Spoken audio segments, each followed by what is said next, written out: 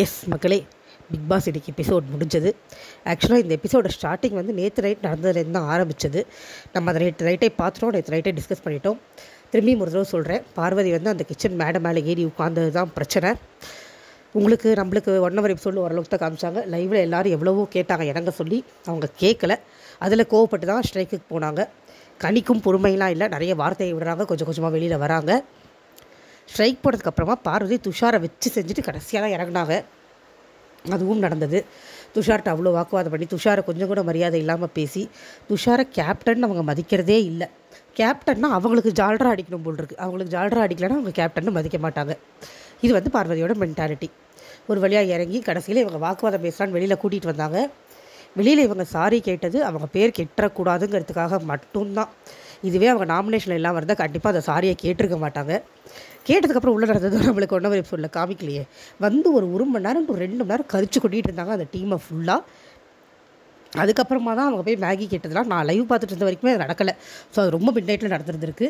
திட்டி தொண்டை தண்ணி வற்றி அவங்கள போட்டு அவ்வளோ அசிங்கமாக திட்டி கொஞ்சம் கூட வெக்கமே இல்லாமல் அவங்ககிட்டயே போய் கேட்டு வாங்கி சாப்பிட்டாங்க நைட்டு. அடுத்த நாள் காலையில் வந்து இந்த தேவையில்லாத லவ் கண்டென்ட் ஒரு 4 போச்சு. அரோரா வந்து கமருதீனை லவ் பண்ணிடுவாரோ அப்படின்னு பயந்து துஷார்கிட்ட சொல்ல, அதே நேரத்தில் இவங்க ஆதிரை வந்து எஃப்ஜேவை நான் லவ் பண்ணிடுற மாதிரி இருக்குது அப்படிங்கிற மாதிரி வந்து துஷார்கிட்ட சொல்ல, அவரை கேப்டன் வேலை பார்க்க கூப்பிட்டு வந்தாங்களே இல்லை எதுக்கு கூப்பிட்டு வந்தாங்கன்னே தெரில. அந்த மாதிரி டீல் பண்ணிகிட்டு இருந்தாங்க துஷாரை. நல்ல வேலையாக டாஸ்க் வந்து காப்பாற்றுச்சு. அதுக்கப்புறமா இந்த மாஸ்க் டாஸ்க் வரும்போதே தெரிஞ்சிருச்சு எப்பயும் முதல்ல பார்வதி தான் தூக்குவாங்கன்னு. இதில் ஒன்றும் பெரிய டவுட் இல்லை. அவங்க எல்லாரையும் அவமதிக்கிறது, கிண்டல் பண்ணுறது, எல்லார்கிட்டையும் பிரச்சனை பண்ணுறது, இப்படி தான் வீட்டில் சுற்றிட்டு இருக்காங்க. வாயை மூடவே மாட்டேங்கிறாங்க. யாரையாவது ஒருத்தர் குறை சொல்லிட்டு, அதுவும் ரொம்ப அந்த குறைய டீசெண்டாக கூட சொல்ல மாட்டேன்றாங்க.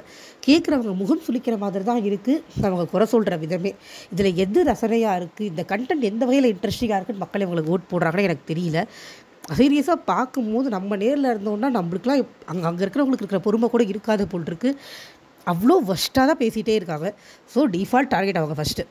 எப்படியுமே வந்து அதில் பார்வதி சொல்கிறதுல என்ன ரொம்ப லாஜிக்லெஸ்ஸாக இருக்குன்னா, எப்படி இருந்தாலும் ஏதோ ஒரு கட்டத்தில் பார்வதி தூக்க தான் போகிறாங்க. அவங்கள வந்து ஜெயிச்சுக்கோங்க சொல்லி கையில் தூக்கி கொடுக்க முடியாது இல்லையா. அதுக்கு எதனால் அந்த கம்ப்ளைண்ட்டை பண்ணுறாங்கன்னு எனக்கு புரியல. அந்த கேம் என்னது, அவங்க மாஸ்க் அவங்க எடுக்க முடியாது, இன்னொருத்தருக்கு மாஸ்க் எடுத்துகிட்டு போய் ஒரு இருக்கிற ஸ்லாட்டில் வைக்கணும். ஒரு ஸ்லாட் கம்மியாக இருக்கும். அதே மாதிரி 18லேருந்து ஒன்றா குறைஞ்சிக்கிட்டே வரும். கடைசியாக ஒருத்தர் யார் நிற்கிறாங்களோ அவங்க ஜெயிக்க போகிறாங்க.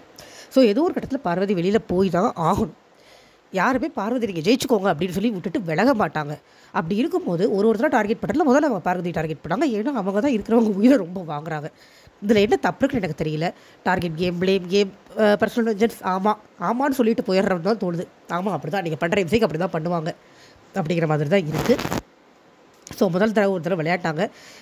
ஒரு ரூல்ஸை கூட ஒழுங்காக கேட்டுக்கல. போய் தப்பாக எல்லோரும் விளையாட்டாங்க. பிக் பாஸ் கூப்பிட்டு போங்கடா நீங்களும் உங்கள் கேமுன்னு கேன்சல் பண்ணி விட்டுட்டாரு. அண்ட் அகெயின் அப்படி கேன்சல் பண்ணும்போது பார்வதிக்கு பயங்கர சந்தோஷம். நம்ம 2வது தடவை தப்பிக்க போகிற மாதிரி. 2வது தடவையும் அதே தான் நடந்தது. 2வது தடவை ஆக்சுவலாக பார்வதிக்கு ஒரு சான்ஸ் கொடுத்தாங்க. கெம்மியை எலிமினேட் பண்ணிவிட்டு கேம் கண்டினியூ பண்ணோம், முன்னாடி ஃபார்வர்ட் ஆனோம் அப்படிங்கிறதுனால கெம்மியை எலிமினேட் பண்ணிவிட்டு பார்வதிக்கு ஒரு சான்ஸ் கொடுக்கப்பட்டது. பார்வதிக்கு கேம் விளையாட தெரியலைங்க. அவங்கள டார்கெட் பண்ணுறாங்கன்னு 2 தடவை தெரிஞ்சிருச்சு. அப்போ நீங்கள் என்ன பண்ணணும், யாராவது ஒருத்தரோட டீல் பேசணும். என்னோடது எடுங்க, என்னை காப்பாற்றுங்க அப்படின்னு டீல் பேசணும். இல்லையா இவங்க போய் யாரோ ஒருத்தரோட கையில் எடுத்து வச்சுக்கிட்டு, அவங்களோட டீமில் இருக்கிற யாரோ ஒருத்தரோட கையில் எடுத்து வச்சுக்கிட்டு தரமாட்டேன்னு சொல்கிற திறமையாவது இருக்கணும். இவங்களுக்கு 2மே இல்லை. அட்லீஸ்ட் இவங்க டீமில் திவாகரை ஃப்ரெண்டு பிடிச்சிட்டு திவாகரை வந்து வேறு யாரோ அந்த டீமில் யாரோ ஒருத்தரோட எடுத்துக்கோங்க, தரமாட்டேன்னு சொல்லுங்கள், என்னோட தரலைனா அப்படின்னு ஏதாவது ஒன்று சொல்லி டீல் பேசி தப்பிக்கிறதுக்கு துப்பு இல்லை. கம்ப்ளைண்ட் பண்ண மட்டும் வந்துடுறாங்க. 2வது ரவுண்டில் இவங்களை காப்பாற்றிட்டாங்க. இதுக்கு நடுவில் சாப்பாடு பிரச்சனை ஒன்று நடந்தது. மத்தியானம் சபரி சாப்பாடு கொடுத்துட்டு இருந்தார் போல் இருக்குது. அதில் வினோத் சொன்னது எனக்கு ஒன்றும் தப்பாக தெரிலைங்க. முதல் தடவை சாப்பாடு வைக்கும்போது கொஞ்சம் அமுக்கி வைங்க அப்படின்னு கரெக்டாக தானே சொல்கிறார் அவர். அதில் சபரிக்கு என்ன பிரச்சனைன்னு தெரில. அவர் போய் உட்காந்து ஃபீல்லாம் பண்ணிகிட்டு இருந்தாருன்னு நினைக்கிறேன் லைவில். பட் ஆக்சுவலாக வினோத் சொன்ன பாயிண்ட் வந்து கரெக்டாக தான் இருந்தது. நல்லா அமுக்கி நல்லா கொடுங்க ஃபர்ஸ்ட் டைம் கொடுக்கும்போது. 2வது தடவை 3வது தடவை கொடுக்கும்போது கம்மியாக கொடுத்தா பிரச்சனை இல்லை அப்படின்னு சொல்லி வினோத் சொன்னது ரொம்ப ரொம்ப சரியாக தான் இருந்தது. அண்ட் இது நடுவில் நடந்த விஷயம். இதுக்கப்புறமா கெம்மி எலிமினேட் ஆனதுக்கப்புறமா 3rd ரவுண்ட் நடந்தது. இதில் ஃபஸ்ட் ரவுண்ட்லேயே வினோத்துக்கு ஒரு தடவை அடிப்பட்டது. அவர் வந்து ஃபிசியோதெரபி பண்ணுறேன் திவாகர் என்னவோ பண்ணிகிட்டு இருந்தார். கடைசியில் பிக் பாஸே உள்ளே கூப்பிட்டுட்டாரு.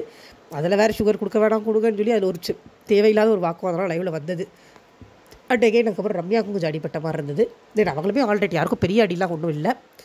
அண்ட் முதல் தடவை நடந்த சண்டையில் 2-3 விஷயம் நடந்தது. ஒன்று, விக்ரம் பார்வதியை தள்ளி விட்டது. அது கேமில் அப்படி தான் பண்ண முடியும், அது பர்பஸ்ஃபுல்லாக பண்ணலை. அதே மாதிரி அவர் ஆக்ரோஷமாகவும் பண்ணல, பக்கத்தில் வந்தாங்க, பக்கத்தில் இருக்கக்கூடாதுன்னு தள்ளி விட்டார், அவ்வளோதான். ஆனால் மேடம் ஒன்று பண்ணாங்க, இதுக்கு ஜூம் போட்டு வேறு காமிச்சாங்க. கெமியோட ட்ரெஸ்ஸு பிடிச்சி இழுத்து கிழிக்கிற லெவலுக்கு போயிட்டாங்க. அது அசிங்கம் இல்லையா, மேடம் வந்து பக்கத்தில் வராதிக்க தள்ளி விட்டது பெரிய பாவமாக. அடுத்து எஃப்ஜே ஒரு மேட்டர் சொன்னார், அதை சொல்கிறதுக்கு கூட எனக்கு நாக்கு கூசுது. ஆனால் அது உண்மையாக நடந்ததா இல்லையாங்கிறது நம்மளுக்கு தெரியாது, நம்மளுக்கு டெலிகாஸ்ட்டில் வரல. ஸோ நம்ம அதை பற்றி கமெண்ட்டும் அடிக்க முடியாது. அண்ட் எஃப்ஜேவும் ஒழுக்கமில்லை, அவரும் வார்த்தையை விடுகிறார். ஆனால் இன்றைக்கி அவர் வார்த்தையை விட்டது அவர் அஃபெக்ட் ஆனதுனால தான் சொன்னார். இது நீங்கள் வேறு எங்கேயாவது பார்த்து தெரிஞ்சுக்கோங்க. பட் இது நல்லா இல்லை, அந்த மேட்டர் சொல்கிறதுக்கு. நடந்துச்சுன்னு சொல்கிறாங்க, நடந்திருந்தால் ரொம்ப பெரிய அசிங்கம்தான். அதில் எல்லாருமே ரொம்ப அஃபெண்ட் ஆனாங்க. அதுக்கப்புறம் கேம் முடிச்சுட்டு ஸோ செகண்ட் ரவுண்டில் பார்வதி எலிமினேட் பண்ணிட்டாங்க. ஃபர்ஸ்ட் ரவுண்டில் கெமியை வச்சதுனால செகண்ட் ரவுண்டில் பார்வதி வைக்க மாட்டேன்னு மாதிரி சொல்லிட்டாரு. ஸோ அதோட கேம் முடிஞ்சது. கெமி அண்ட் பார்வதி மாஸ்டர் டாஸ்கில் எலிமினேட்டட். பார்வதி எகெயின் என்னை டார்கெட் பண்ணி குதிச்சுட்டு இருந்தாங்க, அதை யாரும் மதிக்கல போங்கன்ட்டு போயிட்டாங்க. இதில் துஷாரை கூப்பிட்டு வச்சு எங்கேயோ மாற்றி அடிக்கிட்டாருன்னு சொல்லும்போது அதை பற்றி பேசியிருந்துருக்கலாம். உன் வயசு என்ன, உனக்கெல்லாம் என்ன வயசாகுது, நீ என்ன பண்ணுற, எடுப்பார் கைப்பிள்ளை, அதை சொல்லக்கூட தெரியல தத்தி, எடுத்தார் கைப்பிள்ளைன்னு தப்பாக சொல்கிறாங்க, அது எடுப்பார் கைப்பிள்ளை. அதுக்கப்புறமா ஏஜ் என்னன்னு கேட்குறது, எவ்வளோ பட்டம் அந்த பையனுக்கு, அவ்வளோ தூரத்துக்கு இது பண்ணும்போது அவன் ஸ்ட்ராங்காக நிற்கிறான் அந்த பையன். சீரியஸாக இருக்க துஷார் கொஞ்சம் நடுநிலைமையாக இருந்தாருன்னா பயங்கர இம்ப்ரெசிவாக இருப்பார். அந்த பையனுக்கு பார்வதி பண்ணுற தப்பு கண்ணில் தெரியறதுனால மற்றதெல்லாம் எதுவும் தெரியாமல் போயிடுது. அவன் பிக் பாஸ் டீமோட தாங்க இருக்கான், அதில் ஒன்றும் பெருசாக மறைக்கிறதுக்கோ ஒழிக்கிறதுக்கோ ஒன்றும் இல்லை, அதுதான் உண்மை. அவர் பிக் பாஸ் டீமோட தான் இருக்கார். ஆனால் அங்கே தான் இருக்கவும் முடியும். பார்வதி கூட போய் டீம் போட்டெல்லாம் யாரால இருக்க முடியாது. அவங்க கூட சர்வைவ் பண்ணக்கூடிய ஒரே ஆள் திவாகர் தான். அவருக்கும் சீக்கிரமே சண்டை வரும். ஏன்னா அவரையும் இவங்க வந்து பேச விடாமல் பாடாப்படுத்தி அப்படி தான் பண்ணிகிட்ருக்காங்க. ஸோ நேற்று லைட்டு ஆரம்பித்தது, கூடிய விரைவில் அந்த சண்டையும் நம்ம எதிர்பார்க்கலாம். கலையரசன் சபரி மேலே சில கம்ப்ளைண்ட்ஸ் வச்சார், சாப்பிட்ற இடத்துல வந்து இந்த மாதிரி பண்ணுறாரு அப்படின்னு. அப்படி பண்ணியிருந்தால் அது தவறு தான். ஏன்னா கலையரசருக்கு சமையல் தெரியும் அப்படிங்கும்போது இவங்க கனியக்கான்னு கூப்பிட்டுக்கிட்டு இருந்தாங்கன்னா அது தப்பராக தான் இருக்கும். கிட்டத்தட்ட ஒரு அன்பு கேங் ஃபார்ம் ஆகிற மாதிரி தான் இந்த வீட்டுக்குள்ளே ஃபார்ம் ஆகுதோ அப்படின்னு தோணுது. நேர்மையாக ஃபார்ம் ஆனால் பரவாயில்ல, பட் இவங்க டாமினேட் பண்ணணும் அப்படின்னு நினச்சாங்கன்னா அது அன்பு கேங் மாதிரி ஆகிடும். நேர்மையாக ஃபார்ம் ஆகலைன்னா கண்டிப்பாக அன்பு கேங் மாதிரி ஆகிடும். பட் ஆரி இல்லை, ஒரு ஆரி இல்லை. அன்பு கேங் இருக்கலாம், பாலா கேங் இருக்கலாம், ஆனால் ஒரு ஆரி இல்லை. பாரு தன் ஆரியாக நினச்சிக்கிறாங்களா என்னன்னு தெரில. அவங்க கண்டென்ட் கொடுக்குறாங்கன்னு ஓட்டு போட்டு அவங்கள வின்னராக வச்சாங்கன்னா அதெல்லாம் கொடுமை தான், ஒன்றும் நம்ம சொல்ல முடியாது. அது மக்களோட தனிப்பட்ட விருப்பம், ஒருத்தரோட தனிப்பட்ட விருப்பம். பட் என்னுடைய கருத்து இதுதான், அது அன்பு கேங்காக ஃபார்ம் ஆனாலுமே அவங்கள விட என்ன சொல்கிறது, ஒரு ஆரியோ யாரோ ஒருத்தவங்க எதிர்க்கிறதுக்கு இல்லை. நம்ம வந்து best out of the worst தான் எடுக்க முடியுமே ஒழிய best out of the best எடுக்க முடியாது போல தான் இருக்குது இந்த சீசனில் இது வரைக்கும். மேபி ஒரு வேளை வைல்டு கார்டில் யாராவது வந்தாங்க, அவங்க இன்னும் கொஞ்சம் பெஸ்ட்டாக இருந்தாங்கன்னா நம்ம அந்த மாதிரி பார்க்கலாம். ஸோ இன்றைக்கி பொறுத்த வரைக்கும் இவ்வளோ தான் நடந்தது. இதில் உருப்படியாக எடுத்து சொல்கிறதுக்கெலாம் ஒன்றுமே கிடையாது. ஆஸ் யூஷுவல் பார்வதி கற்றுக்கிட்டே இருந்தாங்க. முக்கால்வாசி எபிசோட் அது மட்டும்தான் இருந்துச்சு. மற்றதெல்லாம் அவங்கள டிஃபெண்ட் பண்ணுறது, அவங்கள பற்றி பேசுகிறது, இப்படி தான் போய்கிட்டு இருக்குது கேம் ஷோவே. அவங்க தான் கண்டென்ட் கொடுக்குறாங்க, அவங்களுக்கு ஓட்டு போட்டு அவங்களை தூக்கி வைக்கிறதுக்கும் ஒரு கூட்டம் இருக்க தான் செய்கிறாங்க. இந்த மாதிரி கண்டென்ட் எனக்கு பிடிக்காது, தனிப்பட்ட முறையில் எனக்கு அதில் உடன்பாடு இல்லை. பிடிக்கிறவங்களுக்கு ஓகே, அது அவங்க இஷ்டம், தாராளமாக ரசிங்க. பட் அவங்க துஷார்கிட்ட பேசுகிறது அவ்வளோ அநாகரிகமாக இருந்தது என்னையை பொறுத்த வரைக்கும். எழுந்து நின்று ஆடி காமிச்சு பெட்டு மேலே டெஸ்ட் அப்படிங்கிற மாதிரி தான் இருந்தது. ஆனால் அதை தடுக்கிறதுக்கு யாருமே இல்லை அப்படிங்கிறது தான் வருத்தத்துக்குரிய விஷயம். எஃப்ஜேக்கு அங்கே இருக்கிறவங்க அட்வைஸ் பண்ணுறாங்க, பட் அது பத்தாது. ரொம்ப சாஃப்டாக என்னமோ எஃப்ஜே ஒரு குழந்தை மாதிரி ட்ரீட் பண்ணுறாங்க. அவர் குழந்தைலாம் இல்லை, தேவையில்லாமல் ஒரு ஹீரோயிசம் காட்டுறோம் அப்படின்னு சொல்லி ரொம்ப ஓவராக தான் போகிறாரு. இது அப்படியே வந்து வேறு ஒரு சீசனில் ரியோவை, அர்ச்சனா அண்ட் ரிஷாலாம் பேம்பர் பண்ணிகிட்டு இருந்த மாதிரி தான் அப்படி தான் இருக்குது பார்க்குறதுக்கு. கொஞ்சம் கேம் ஸ்ட்ராட்டஜி மாற்றுறாங்கன்னா பிழைப்பாங்க, இல்லை அவங்களும் ஒருத்தராக வரிசையாக வெளியில் போக வேண்டியதான். ஏன்னா இந்த தடவை அந்த கேங்கில் இருந்தால் ஒருத்தர் வெளியில் போகிறாங்க. இவங்க 3 பேருக்கு கான்ஃபிடன்ஸ் உச்சாரி கொம்பில் போய் ஏறிக்கும் கண்டிப்பாக இந்த வீக்கெண்டு. திவாகர், பார்வதி அண்டிய கலையரசனுக்கு பயங்கர கான்ஃபிடன்ஸ் கொடுக்குற மாதிரி தான் இந்த வீக்கோட எலிமினேஷன் அமையும். அவங்க ஆட்டம் இன்னும் அதிகரிக்கும், சலசலப்பு அதிகரிக்கும், மாக்கிங் அதிகரிக்கும், வார்த்தைகள் அதிகரிக்கும், எல்லாத்தையும் பார்க்குற குடும்பம் நம்மளுக்கும் அதிகரிக்கும். ஒன்று பார்க்காம தூக்கி போட்டுட்டு போகணும், இல்லைனா அதை சகிச்சு பார்க்கணும், வேறு வழி இல்லை. கமருதீன் ஒன்றுமே சொல்கிறதுக்கு இல்லை. ஆக்சுவலாக பார்த்தா கமருதீன் தான் எவிக்ட் ஆகியிருந்திருக்கணும். கமருதீன், பார்வதி, எஃப்ஜே இவங்க 3 பேருமே எவிக்ட்டுக்கு தகுதியான ஆளுங்க. ஆனால் இதில் ரொம்ப கீழ்த்தரமாக இறங்கி போகிறது கமருதீன் தான்.